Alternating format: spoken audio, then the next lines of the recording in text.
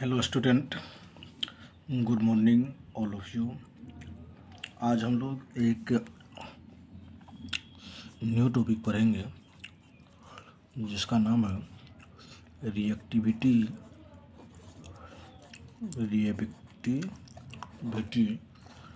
Series of metals पढ़ेंगे। इसमें हम लोग रिएक्टिविटी सीरीज ऑफ मेटल्स का मतलब मेटल्स का वैसा अरेंजमेंट जिसमें जो मेटल जो अरेंज होगा वह डिक्रीजिंग ऑर्डर में रहेगा। जो सबसे अधिक रिएक्टिव है वह टॉप पर होगा, उसके बाद सबसे लिस्ट जो होगा वह सबसे नीचे होगा।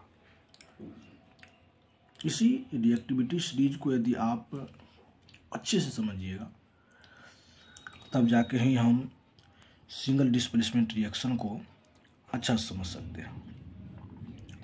तो रिएक्टिविटी सीरीज ऑफ मेटल है। पहला मेटल हो जाएगा आपका पोटासियम, पोटासियम के बाद हो जाएगा सोडियम, सोडियम के बाद हो जाएगा कैल्शियम, कैल्शियम के बाद हो जाएगा मैग्नीशियम, मैग्नीशियम के बाद होगा एल्यूमिनियम, एल्यूमिनियम के बाद हो जाएगा जिंक, जिंक के बाद हो जाएगा Fe।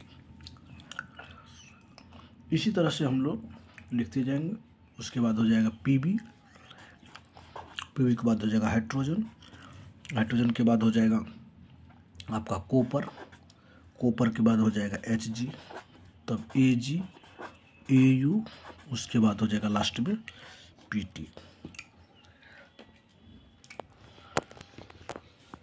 यदि हम लोग बात कर देंगे K का मीनिंग क्या हो जाएगा, तो K हो जाएगा पोटासियम, Na का क्या नाम हो जाएगा सोडियम,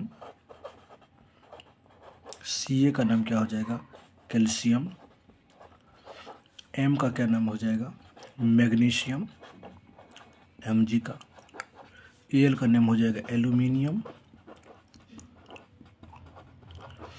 Zn का क्या नाम हो जाएगा जिंक, Fe का नेम हो जाएगा आयरन, Pb का नेम हो जाएगा लीड, H का नेम हो जाएगा हाइड्रोजन,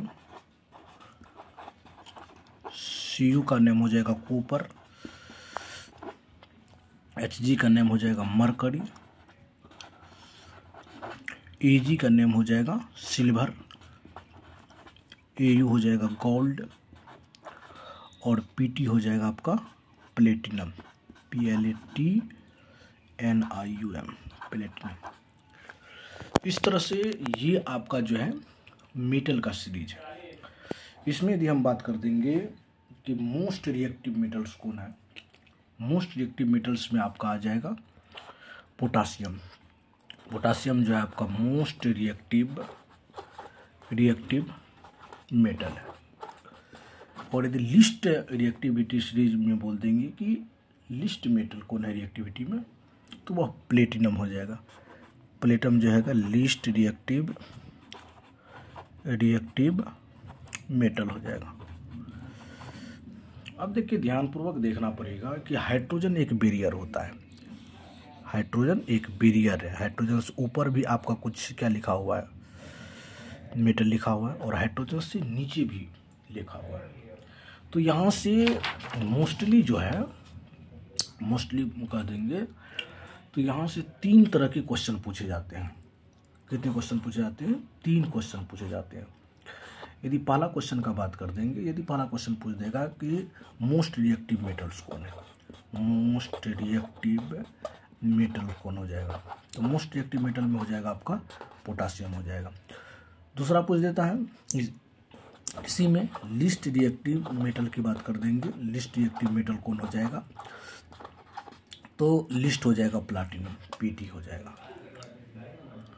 अब देखिए ध्यान से, दूसरा क्वेश्चन ये पूछता है कि यदि आप Fe की रिएक्शन CuSO4 के साथ कर दें, यहीं पर सबसे मेन जो फैक्टर है रिएक्टिविटी सीरीज का, इसी रिएक्शन में देखने को मिलता है।